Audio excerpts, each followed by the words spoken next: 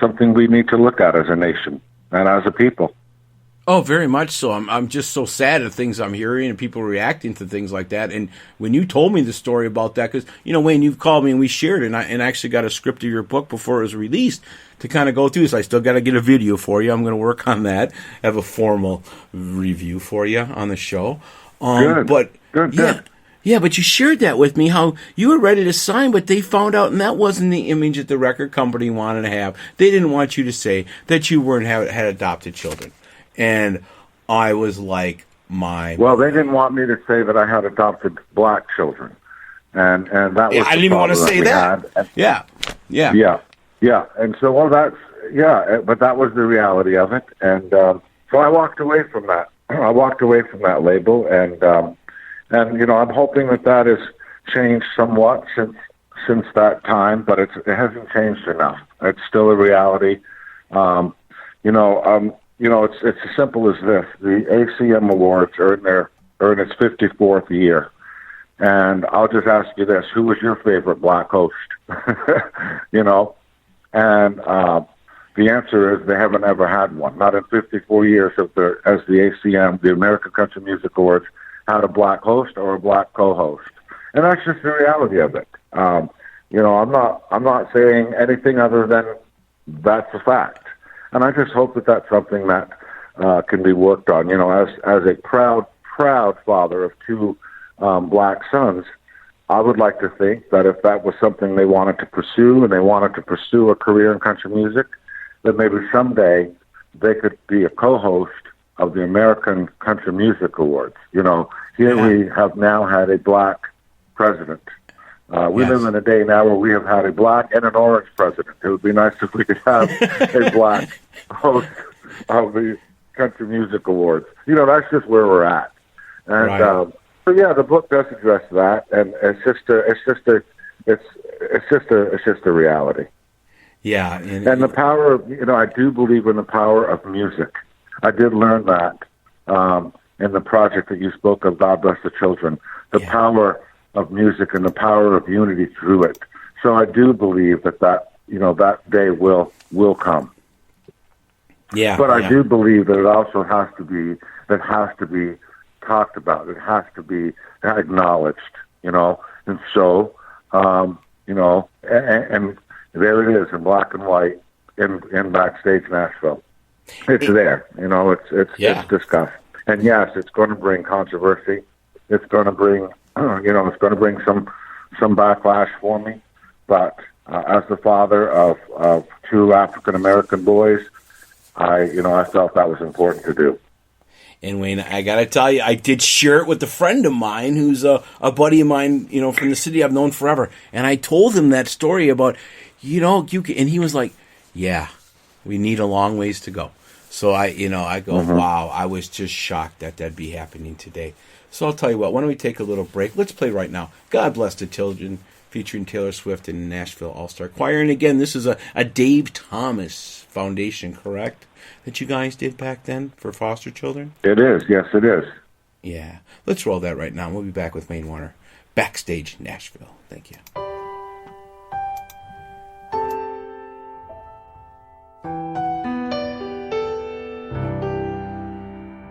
Somewhere out there, he sits all alone, waiting again tonight for mommy to come home. She says she has bills to pay, that he's only in her way. Listen close, can't you hear him crying? I need someone who needs me. I need someone who loves me.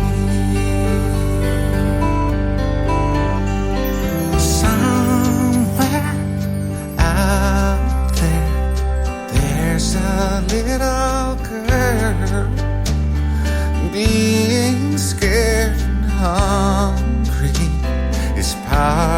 of her world. Her daddy came home mad again. She'll just say she fell again. Listen close, can't you hear her crying? I need someone who needs me. I need someone who loves me. God bless the children, guard them and lead them. Listen close, can't you hear them crying? I need someone who needs me. I need someone who loves me. I need someone who needs me. I need someone who loves me. Wow. Wayne, that's just the end of the God Bless the Children with the little choir. What an awesome choir. Yeah, okay. What a great day that must have been filming and that video and the That- song, God Bless the Children. That was a great day. And it's done so many cool things for everybody, and that's just the essence of who Wayne Warner is. You know, and I want to talk about a cool tune that you talked about, the Turbo Twang. You know, that was what you hit early on. Turbo Twang, I remember when you first talked to me, you're going to die with the Turbo Twang, you know? And for you, it was kind of one of these things. Yeah. You were walking around the block, and you were kind of like dum-dum-dum. And they came to you. That's what you told me. You were kind of a rip or whatever. Tell us how that came to be, the song Turbo Twang for us. It was kind of Okay. a rip on you, or you wasn't sure it was going to be a hit or something like that. Tell us about that. Right, one. right. Sure. So Turbo Twang, you were like kind of Yeah. like, yeah. How did that go? Tell us again how that went. How you made that song that day, walk Well- around the block and Well, putting that together. Turbo Twang is one of the biggest hits I've had, and Yeah. I'll never get out from under that song. It's it became a huge dance smash in every language under the sun. Yeah. I guarantee you that people are. There is some dance club somewhere right now where people are stomping their boots to that song. And for that, I'm grateful. It is one of my least favorite songs I ever wrote, Tom. I wrote it as a throwback, as a joke, as a wisecrack remark to somebody who had written about me. It was I had done an album for Atlantic Records. I was on Atlantic Records, and they, people like to define. Everyone wants to. I don't know. They want to put you in a box. They want to try to label everybody or their sound. And this guy just didn't know quite. Somebody was writing about me in an article in a magazine or something. A critic was writing about my album, and he was trying to define my sound. And apparently, he was having a hard time doing so. And so he just labeled my overall sound as Turbo Twang. And I was going for my nightly walk that night, and that song just wrote itself. It didn't have. I had no intentions of anyone ever hearing it. It was just a way of me just kind of, I don't know, just kind of. It was just a wise ass kind of statement to this guy who was just kind of boxing in my sound. And my manager, my sister, and a few people loved the song. I didn't. But anyway, the song ended up being cut and leaked to radio, and it just took off. I mean, the thing just caught on fire, and I just never been able to get out from under it, and I'm very grateful. It opened up so many doors. I'm sure it's probably why I'm talking to you now. It's not the song that I ever want to be identified for, although I guess in some way it is. Yeah. But anyway, I'm very grateful for the song. It's a fun little beat. It's got no substance. It doesn't say anything. It's got nothing to say. But it's a fun little song, and I guess it's keeping a lot of people in shape.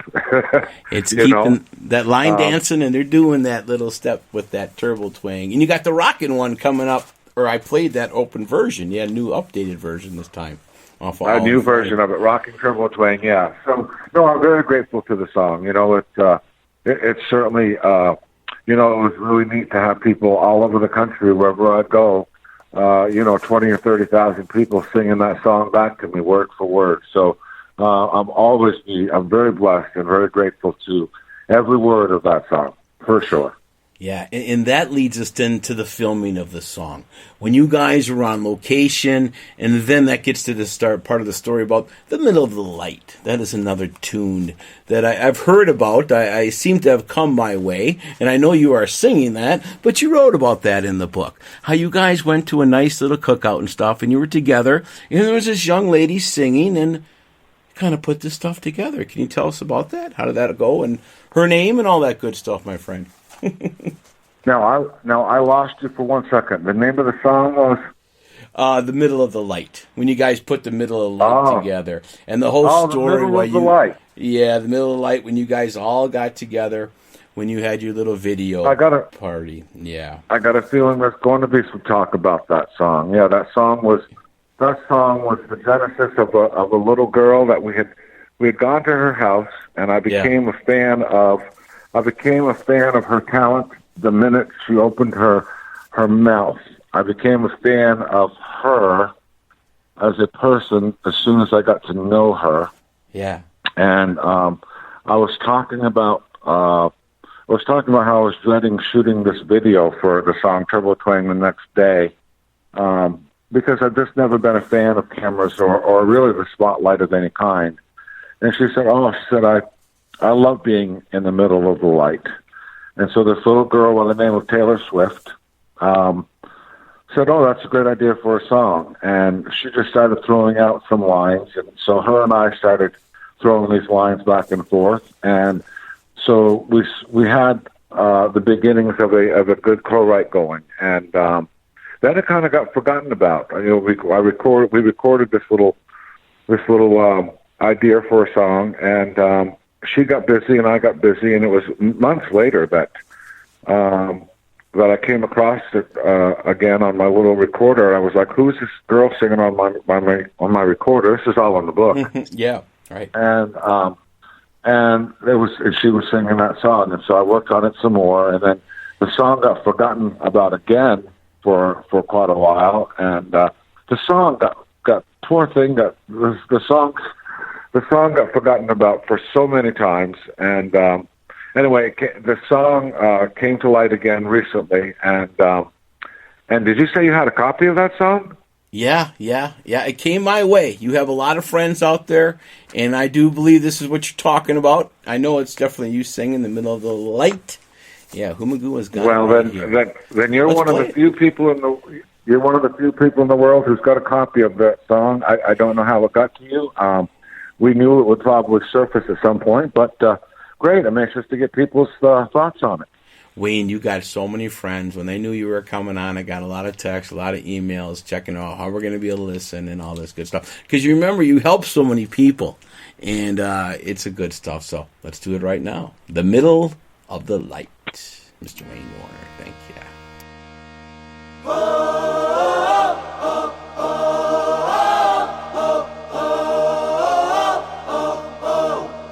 Life's up, life's down. That's a song that sings, and the thunder in, and the troubled clouds. Your love reached out and took me in, a candle in the wind. It won't burn out. Since I've met you, I understand. My world is well